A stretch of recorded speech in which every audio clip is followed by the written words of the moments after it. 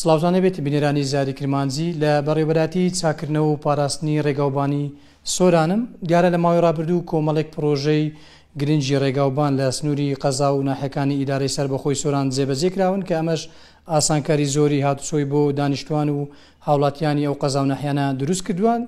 لە ئێستادا کۆمەڵێک پرۆژەی دیکە ڕەزامەندیان هەیە کە جێبەجێ بکرێن، بەڵام بەهۆی نەبوونی بەڵێندەر و کۆمپانیا جێبەجێکار ئەو پرۆژانە تا ئێستا جێبەجێ نەکراون یاخود نەدراوتە تەندەر. من بۆ زانیاری زیاتر و ئەو پرۆژانەی کەوا لە سنووری ئیدارەی سۆران ڕەزامەندیان هەیە میوانێکم لەگەڵا بەڕێز ئەندازیار خۆستە سادقدری بەڕێوەبەری چاکردنەوە و پاراستنی ڕێگاوبانی سۆران.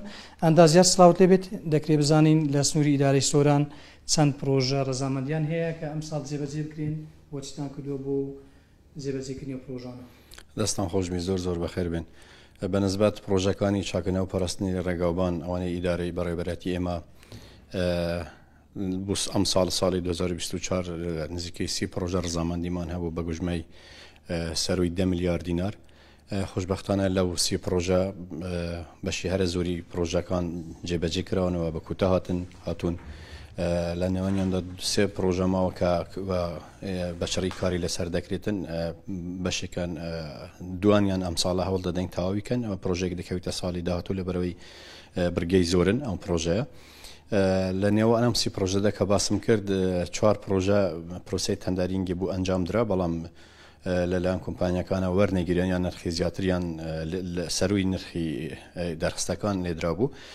بۆ ئەوەنەش وە کاری بەچڕی کار لەسەر دەکەین بۆی بتوانین ئەو کێشەش حەلکەین بۆ ئەم ساڵە بیان ساڵی داهاتوو بیت ئەم 4 پرۆژەش بکەونە باری جێبەجێکردن. بڵێ ئەندازەر ئەو پرۆژانی کە باس کرد 30 پرۆژە لە سنووری ئیدارەی سۆران زیاتر دەکەونە کام شوێنی ئیدارەی سۆران کام قەزا و ناحێنەوە زیاتر پرۆژەکان لە چ بوارێکن؟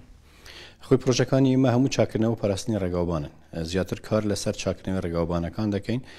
دیارترینیان کە ئەم ساڵە جێبەجێ کرایە بە ڕێگای هامڵتۆن بووە، ئەو بەشەی کە دەکەوێتە نێوان قەزای خەلیفان و قەزای چومان کە خوشبەختانە ئەم ساڵە کارێکی زۆر باشی تێدا ئەنجام درا. لەم 50 کیلومترێک هەیە نزیکەی 23 کیلومتری هەمکاری چاکردنەوە هەمکاری دووبارە قرتاوکردنەوە تێدا ئەنجام درا، کەمەش ژمارەیەکی زۆر ڕێژەیەکی زۆرە لەم ڕێگای کە بۆ ساڵی 2024 کاری چاکردنەوە دووبارە قرتاوکردنەوە تێدا ئەنجام درا، چکە ڕێگایەکی گرنگترین ڕێگای ئەم سنوورەیە کە کۆماری ئیسلامی ئێران دەبەستێتەوە بە هەرێمی کوردستانەوە. جگەلەوەی پرۆژەی ڕێگای قەسرێکە بە تەواوی کاری چاکردنەوە قرتاوکردن تێدا ئەنجام دراوە، پرۆژەی ڕێگای گوندەکانی سەرکان کۆیلەیە کە تەواو بووە، پرۆژەی ڕێگای گەلی ئەشکەفتەیە کە یەکێک لە پرۆژە گەورەکانی ئێمەیە کە ئێستا کاری فراوانکردن تێدا ئەنجام درراوە، کار لەسەرەوە دەکرێت بۆ ساڵی دادێت کاری هەلگرتنەوەی قێری کوون و دووبارە قرتاوکردنەوە و فراوانکردنەوەی قێڕەکە تێدا ئەنجام دەدرێتن. پرۆژەکان هەم لە ڕێسەرێکیەکان بوون، هەم لە ڕێی لاوەکیەکان بوونەوە، هەم لە ڕێی گوندەکان بوونەوە، بە هەمان ناجیش بۆ ساڵی دادێتیش بەردەوام دەبین ئینشاڵڵا. ئەندازیار بەگشتی لە سنووری ئیدارەی سۆران ڕێگاوبانەکان لە چه ئاستێکن؟ ئایا پلانتان هەیە پرۆژەی دیکەی ڕێگاوبان و چاکردنەوە لە سنووری ئیدارەی سۆران جێبەجێ بکەن؟ طبعاً ئەمە ساڵانە پلانمان هەیە لەسەر چەندین بودجە کار لەسەر دەکرێت. بودجێک بودجێ بەبەرهێنانی وەزارەتی ئاوەدانکردنەوەیە، بودجێی پەرەپێدانی ئیدارەی سەربەخۆی سۆرانە و بودجەکانی ئاسایی و بودجەی داهاتەکان کە لە بەردەستی ئێمە ناو کار لەسەر نوێژانکردنەوەی ڕێگاوبانەکان دەکرێتن. بۆ ساڵی 2024 پلانی وەزارەتی ئاوەدانکردن شتێجێکردن بەرنامەمان وا بوو بە گوژمەی زیاتر لە 18 میلیارد دینار کاری چاکردنەوەی ڕێگا سەرەکیەکان، ڕێگای لاوەکیەکان و ڕێگای گوندەکان ئەنجام بدەن کە بەداخەوە ئەم گوژمەیە دابین نەکرا. دیارە کێشە بەهۆی ئەو کێشە دارایانەیە لەکە لەگەل حکوومەتی باغدا هەیە، حکوومەتی هەرێم نەیتوانی ئەم ساڵ ئەم گوژمەیە دابین بکاتن.